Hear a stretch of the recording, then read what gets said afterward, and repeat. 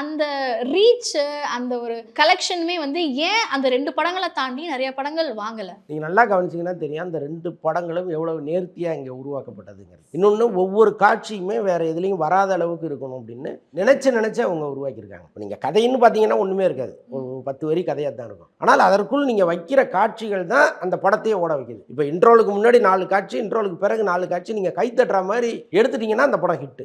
அப்படி வந்து மற்ற படங்கள் இருந்ததுன்னா இல்ல. என்னன்னா இவங்க வந்து அரைச்சமாவே அரைக்கிறாங்க. நம்ம உட்காந்துட்டு ஒவ்வொரு காட்சியா சொல்லிட்டே இருக்கலாம். அடுத்து இதுதான் வரப்போகுது, அடுத்து இதுதான் வரப்போகுது. படம் 10 நிமிஷத்துல எண்டு இதுதாங்கிற அளவுக்கு நம்மளால சொல்லிட முடியுது.